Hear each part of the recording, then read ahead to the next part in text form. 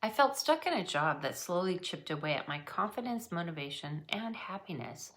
Monday mornings were filled with dread, and every drive to the office felt heavier than the last. The toxicity seeped into every aspect of my life. I was short-tempered, unmotivated, and lost self-confidence. The source? A manipulative, erratic leader named Whitney. She was a master of control, wielding power through a clique of loyal followers. Conversations changed, meetings happened without me, and tasks I was assigned were suddenly given to others, often with the implication that I wasn't a team player. One moment I was praised for doing great work, the next blindsided with accusations of not leading enough. Any attempt to communicate was met with passive-aggressive dismissal. One of her most humiliating power plays was assigning someone from her posse to coach me on how to interact with senior leadership, as if I already hadn't spent years leading major projects and consulting top executives. It wasn't about guidance. It was about control and breaking me down under the guise of helping me to improve. And for a while, it worked. I lost my voice, passion, and belief in my own abilities. The final straw came during a conversation with my mom, who'd been listening to my struggles for months. She said something that shook me. "I hate to see how this woman is making you doubt yourself when you are so good at what you do." That was it. I'd allowed someone else's insecurities to dim my light, to make me forget my worth. I wasn't the problem. She was. Sound familiar?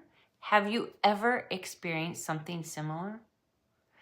Dealing with a toxic colleague or boss impacts everything you do. Not only does it surround you at work, it comes home with you. It's on your mind when you're at your kid's soccer game. It consumes your thoughts when you're trying to fall asleep at night. It impacts your ability to make friends because you don't trust other people. A toxic job can create a toxic life. Listen to that again. A toxic job can create a toxic life. A toxic workplace is more likely to change you than you are to change it. That's why it's so important to prioritize your mental health and kick their lame asses to the curb. Easier said than done due to extenuating work circumstances. Ultimately, though, losing toxic people is a win on so many levels. Workplace well-being is more important than ever. It's time to prioritize yours. Say goodbye to these toxic traits. Someone taking credit for your work, gaslighting behaviors, exclusion from team communications and events, being bullied, and being the target of gossip, and being excluded. Yes, this is extremely hard to do, especially if that person has control or input into your career path and pay. On the flip side, what's worse? Staying in a situation where you're scared, not living your full potential, not appreciated, lonely, or your world feels hopeless? It's time to protect your energy boundaries and move on. Remove yourself from people who don't value you and from spaces that don't serve you.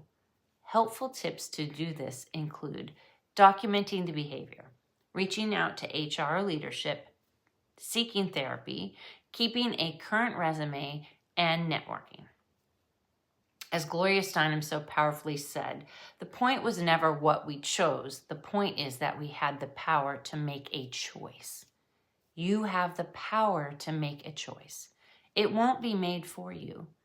Yes, it will suck and be exhausting and scary, but you know what? It's worth it because a toxic job creates a toxic life. And simply put, life's too short and you deserve better. And remember, no matter how educated, talented, rich, or cool you think you are, how you treat people is what defines you in the end. Be kind always. And remember, I do not chase, I attract. I do not bow, I rise. I do not whisper, I roar. Stay tuned for my next update out in 2 weeks. Today I will be fearless, and today I'm grateful.